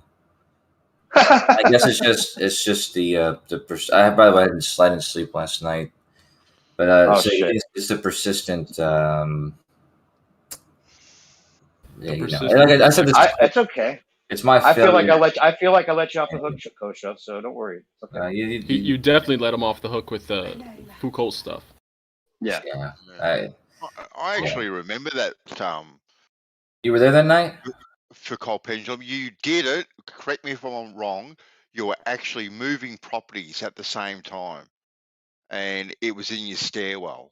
Yeah. Yeah, that's right. Yeah. Yeah.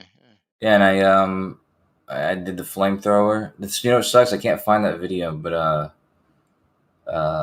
yeah, I showed it to you guys. I don't know if I showed you guys the final two, because I did it like 5 times or something. And like, yeah, I remember I was getting tips from everybody because the first I had to, you know, it was failing. It was not that it was failing. There was errors in the way I had it set up. So yeah, there was lots of errors at first. The fact that you did it in the first place, that was the biggest error. Yeah, okay. It's actually it's a worthwhile test. That, like I said, if you have the apparatus, you know, the environment to do it. Hold on, how did you know that it was an error? Because I was predicting what that would cause. Like I was predicting what would having a. So, for instance, the pivot point, the string. There was a string attached to a plank that was all the way in the ceiling, and I knew that if that pivot point wasn't perfectly rounded, that could cause an influence. It could influence. Yeah, an influence on top of what, though? What do you mean?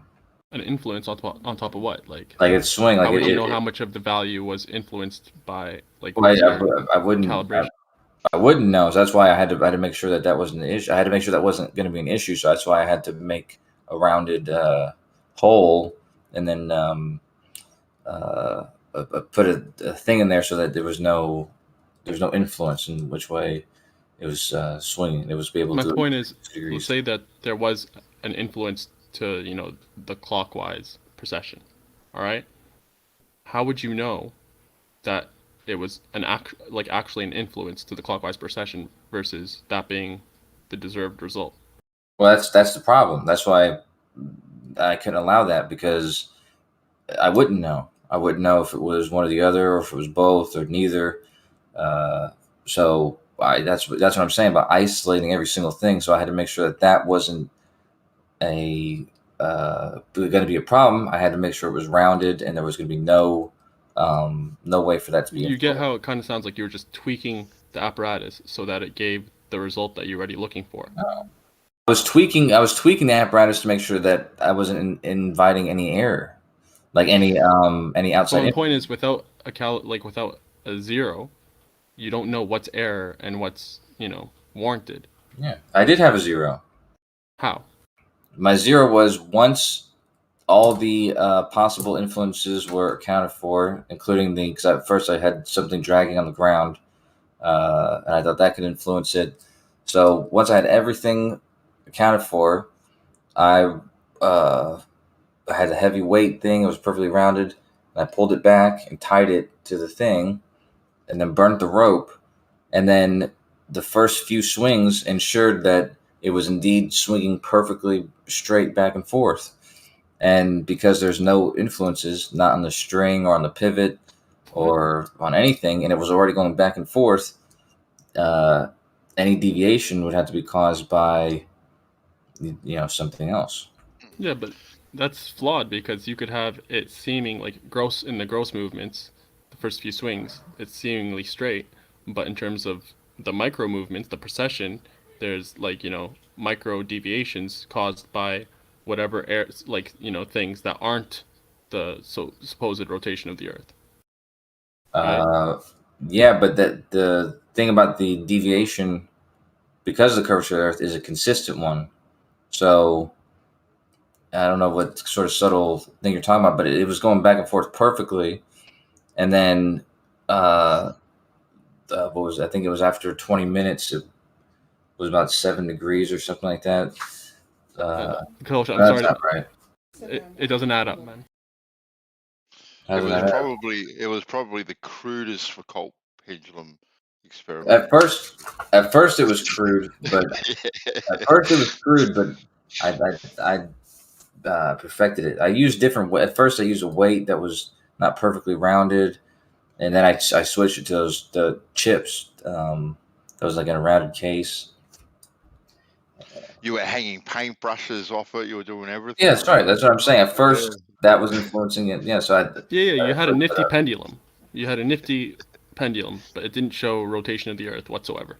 That's what I'm saying. Well, it did match the predictions that the globe Earth offers. Because you made it match, because you adjusted the thing, because you thought that things were in air. What did I do to it to make it match?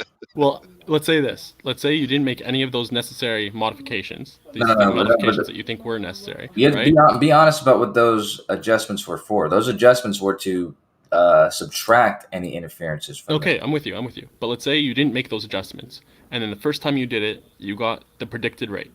Would you have then proceeded to make the adjustments? Perhaps. I mean, I wouldn't have looked at that as a result. If I saw that there was, if I saw there was errors in the result.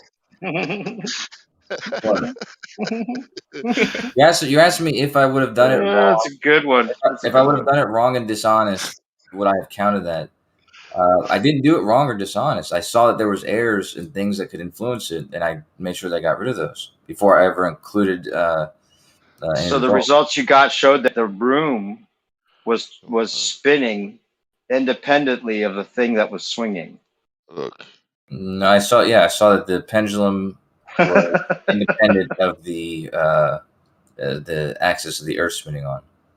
Did you hear Bacon in here yesterday suggesting that if you threw a ball back and forth, or maybe it wasn't Bacon, if you threw a ball in your room and you threw it to the other person, and then you did it many times, and you calculated the difference between the direction it goes, you would create a Foucault pendulum by throwing a ball, and that the room spins below the ball, which would be a much better way to show it than a jet plane that goes over many different tangential speeds. That's oh my God. That's exactly oh my God.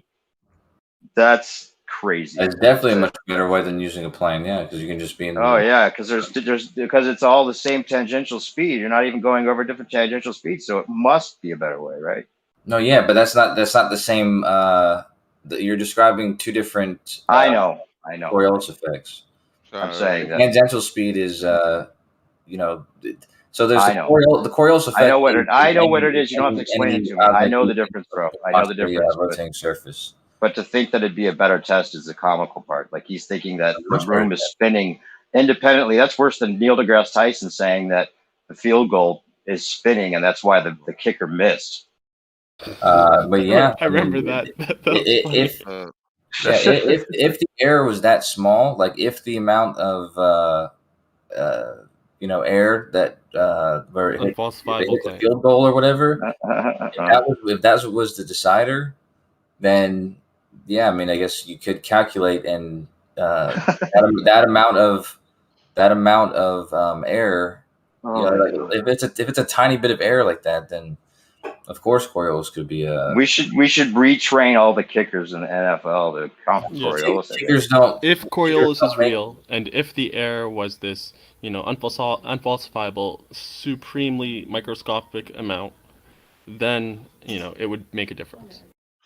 Next time, Tiger Woods wins the US Open, I want to Mm-hmm. see him publicly acknowledge his secret weapon, that being allowing Coriolis correction. Coriolis. Yeah.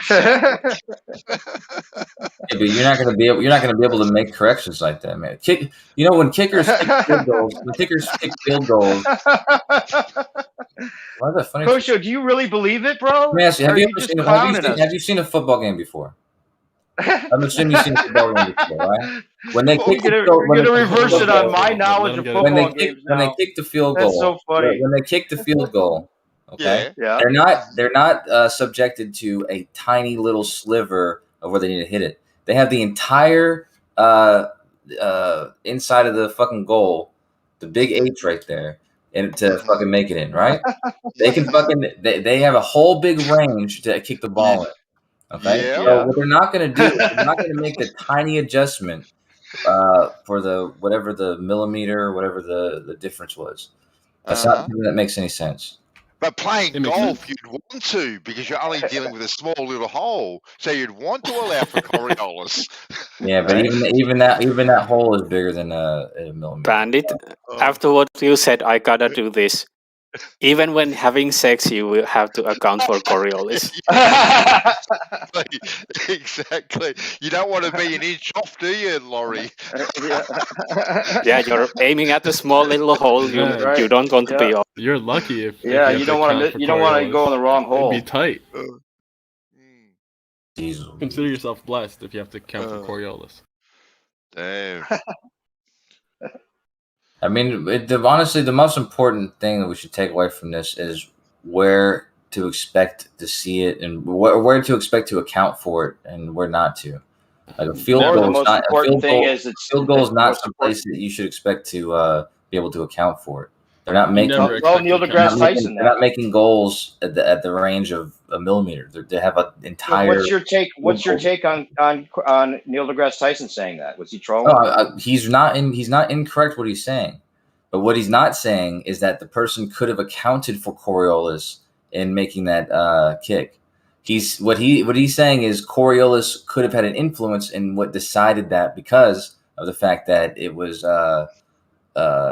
so close to being in and being out. Like it was on it hit the pole or whatever, or it didn't hit the pole. I don't know what the exact play he's talking about, but that's what he's saying. He's saying that the Coriolis could have changed the deciding factor in that game. But that doesn't mean that you're backing his claim. That doesn't mean that the kicker's going to be able to account for it and adjust for it.